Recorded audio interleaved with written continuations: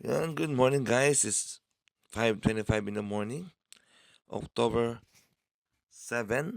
Ayan. So, panitin natin. Tara na't magtabas. So, yun, 5:39 na. And try natin na mabot basta hanggang 6:20 para meron tayong 10 minutes workout para sa abs natin. So, ayun.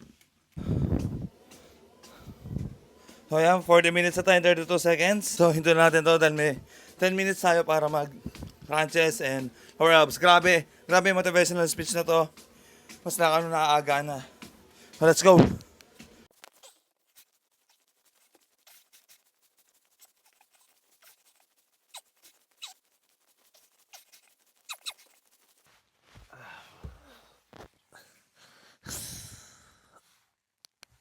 Hindi ko na ibibidyo yung second and rep. Doon tayo sa may lower abs. Ayun. Time lapse.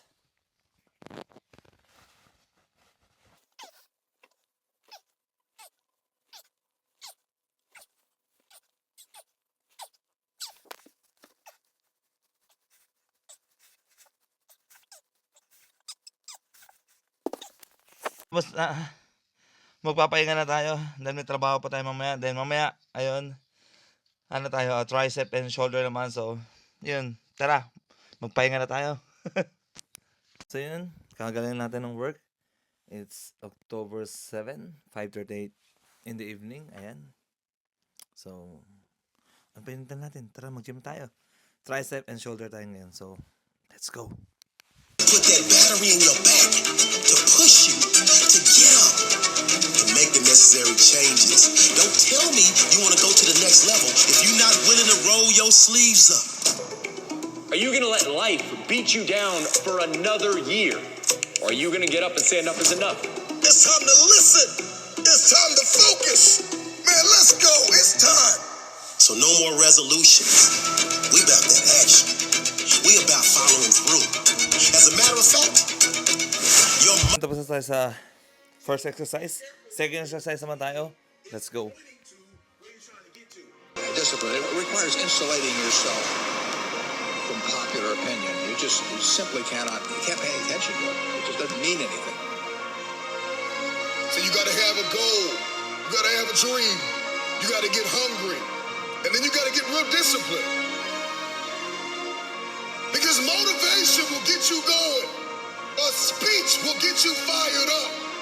But discipline is going to give you the power to stay committed to whatever that goal is. you need to make the So yun, tapos na tayo sa second rep. Ay, sa second exercise. Dito sa third exercise. So, ayun, let's go. places you never thought you would go.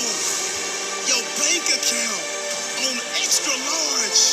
Your life on inner peace. Your life on serenity. Your life on get up, get out, and get after it.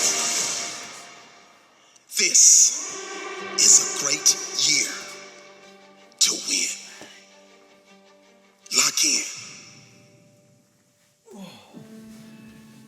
So, first rep lang, okay lang. Second rep, hindi ko video, pero nasa live naman yun. So, ayan, pahinga saglit. Listen, my friend, you see you and me, we're gonna make it. We're gonna make it, my friend. We're gonna make it.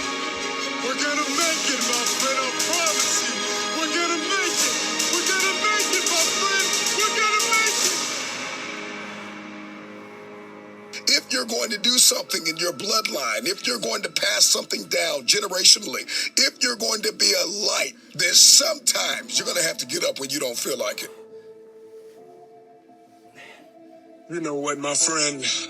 I think you're stronger than that.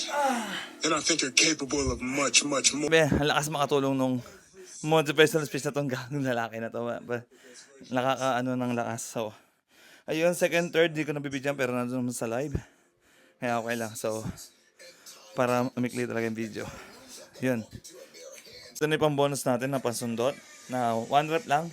Ayan, gawin natin kahit 13. So, let's go. Can do you better than you, ladies and gentlemen.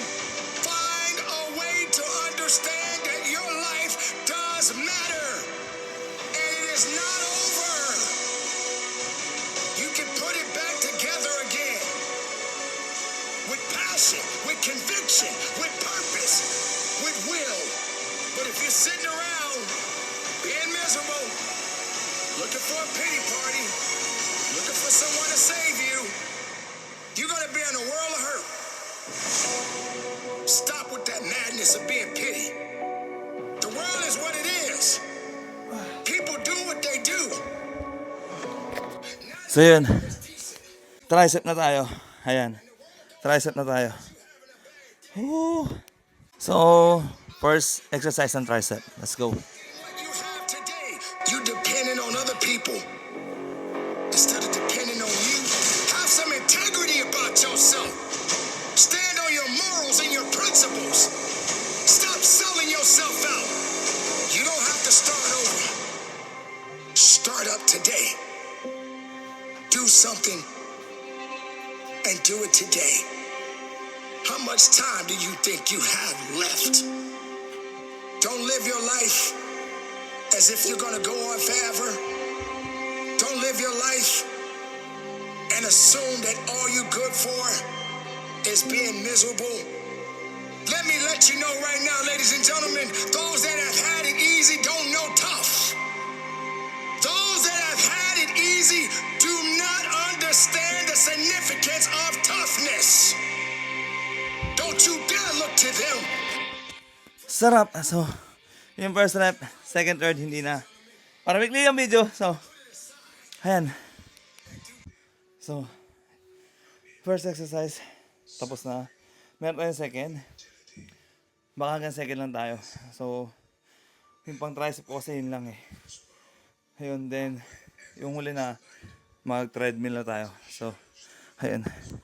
So, second exercise ng tricep. Grabe. Masakit ng tako. Ang sarap. Ayan. So, gawin na natin second rep. Second exercise. Let's go. And say, well, if I show up, this better happen. Just show up and put the work in. That's it. Get up early. Do some kind of workout. Eat good foods. Clean your room. Make a list of things that you're supposed to do in your life, and then wake up in the morning and do those things. That's what discipline is.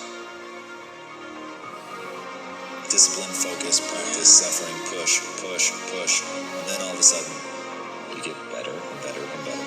So be careful that your routine is pointing to where you're trying to get to, and you're not wasting time. So I'm looking at Warren Buffett. He says he reads 6 hours a day. It's not a complicated process, but it definitely requires discipline. It requires insulating yourself from popular opinion. Grabe, tamang-tama. Ang sarap. So, tapos na tayo sa third exercise. So, second, almuta ko na. Tricep. So, ayun. Tapos na tayo. So, ayun. 10 minutes na tayo. Nag-pass. So, pahinga na tayo. Kasi after talaga, diretso ako rito. So, yun. Papahinga. Ayun, syempre may mga gagawin pa ako. Gawin. Tatay. So, ayun. Stop na. Ayun. Ayun, grabe. Ang sarap sa pakiramdam. Then, ayun, tingnan nyo ng engineer ko mamaya. Magluluto ako. Siyempre, pambaon ko na rin bukas yun. So, let's go. See you tomorrow pala.